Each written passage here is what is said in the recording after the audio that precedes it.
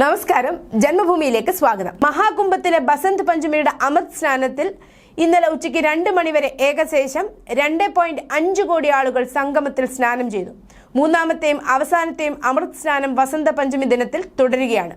ത്രിവേണി സംഗമത്തിൽ അഘാരകൾ ആഡംബരത്തോടെ ഘോഷയാത്ര നടത്തി ഹരഹര മഹാദേവ് ജപിച്ചുകൊണ്ട് സന്യാസിമാരും ഋഷിമാരും സ്നാനം ചെയ്യുന്നതിനായി സംഗമത്തിലെത്തി. പുണ്യാത്മാക്കളുടെ അനുഗ്രഹം തേടാൻ ലക്ഷക്കണക്കിന് ഭക്തർ സംഗമത്തിൽ സന്നിഹിതരായിരുന്നു. നാഗസാധുക്കളുടെ പാദത്തിലെ പൊടി ആളുകൾ നെറ്റിയിൽ പുരട്ടുന്നതും കാണാമായിരുന്നു. 30-ലധികം രാജ്യങ്ങളിൽ നിന്നുള്ള ആളുകൾ അമൃത സ്നാനം കാണാൻ സംഗമത്തിലെത്തി.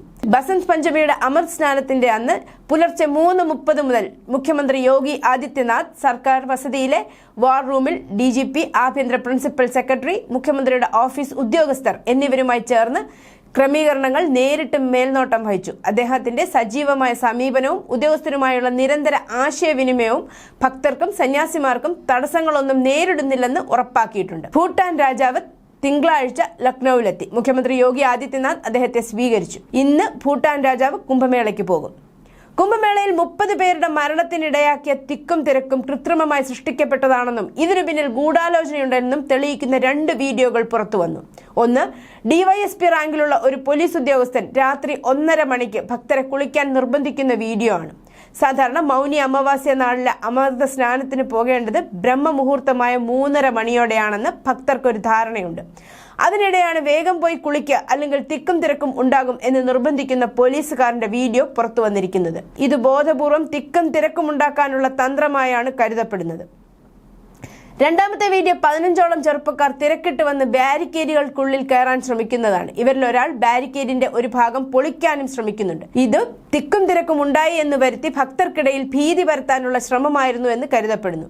ഈ 2 വീഡിയോകളും UP പോലീസ് പഠിച്ചു വരികയാണ്.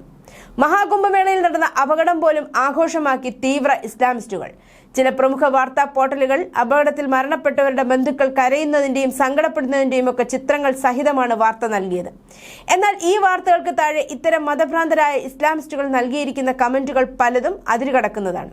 NDTVയുടെ ഫേസ്ബുക്ക് പേജിൽ പോസ്റ്റ് ചെയ്ത വാർത്തകൾക്ക് താഴെ മിക്ക മുസ്ലിം മതമൗലികവാദികളും അപകടത്തെ പരിഹസിക്കുകയും ദൈവത്തിന്റെ നീതി എന്ന് കമന്റ് ചെയ്യുകയും ചെയ്തു. ഇത് ഹിന്ദുക്കളുടെ കർമ്മഫലമാണ്, അള്ളാഹുവിന്റെ കരുണ, അള്ളാഹുവിന്റെ അത്ഭുതം, ഇതാണ് തുടക്കം, അവിശ്വാസികളുടെ വിധി ഇതായിരിക്കണം എന്നിങ്ങനെയാണ് മറ്റു കമന്റുകൾ. ഒപ്പം സ്മൈലി ഇമോജിയും പലരും ഇട്ടിട്ടുണ്ട്.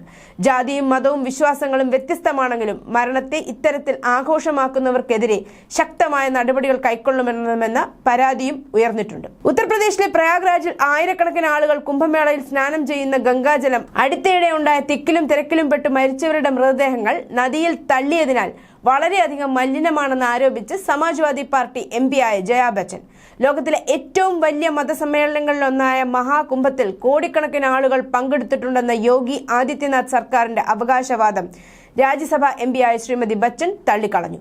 എങ്ങനെയാണ് ഇത്രയധികം പേർ ഒരു സ്ഥലത്ത് ഒത്തുകൂടുകയെന്നും അവർ ചോദിച്ചു. മഹാകുംഭമേളയ്ക്ക് എത്തുന്ന സാധാരണക്കാർക്കായി പ്രത്യേക സൗകര്യങ്ങൾ ഏർപ്പെടുത്തിയിട്ടില്ലെന്നും അവർ ആരോപിച്ചു. അവർക്ക് പ്രത്യേകമായ ഒരു പരിഗണനയും ലഭിക്കുന്നില്ലെന്നും ജയാ ബച്ചൻ പറഞ്ഞു. എന്നാൽ VIP-കൾക്കെല്ലാം പ്രത്യേക പരിഗണനയാണ് ലഭിക്കുന്നതെന്നും ജയാ ബച്ചൻ ആരോപിച്ചു. മഹാകുംഭമേളയിൽ തിരക്ക് കണക്കിലെടുത്ത് ബസ് സ്റ്റേഷനിൽ നിന്നും റെയിൽവേ സ്റ്റേഷനിൽ നിന്നും 4 ചക്ര വാഹനങ്ങളുടെ ഗതാഗതം ഭരണകൂടം നിരോധിച്ചു. ചില റൂട്ടുകളിൽ മാത്രമേ സൈക്കിളുകൾ അനുവദിക്കൂ. 5 മുതൽ 7 കിലോമീറ്റർ വരെ കാൽനടയായി ആളുകൾ ത്രിവേണി സംഗമത്തിലെത്തുന്നു. നടക്കാൻ ബുദ്ധിമുട്ടുന്ന പ്രായമായ നിരവധി ഭക്തരുണ്ട്. ഈ വയോധികർക്കായി ജില്ലയിലെ പ്രൈമറി സ്കൂൾ അധ്യാപകർ സേവാ കി സവാരി ആരംഭിച്ചു. ഒരു കൂട്ടം യുവ അധ്യാപകർ ഈ വൃദ്ധരെ ബൈക്കുകളിൽ കുംഭപ്രദേശത്തേക്ക് സൗജന്യമായി കൊണ്ടുപോയി. News desk, Janmabhumi.